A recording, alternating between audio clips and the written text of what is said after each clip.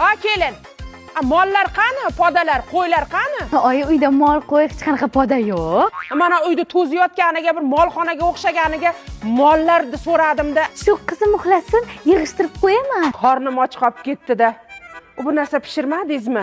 Sal nevaringiz injiqli qilyapti-da, shu uxlab olsin, qo'llarimni o'ynatib mantilar, chuvaralar qilib beraman men o'zim. Bular qaysi muzeydan olib keldinglar? Voy, oyijon, bu xo'jayinimning kiyimlari-ku.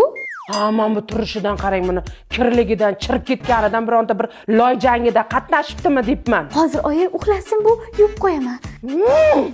Kelin, Uxladi oyijon, ana endi ishlarni qilaman. bering daqa. O'zim olib borib yotqizib qo'yaman. Ona bolaga qarayapsizmi? Ha?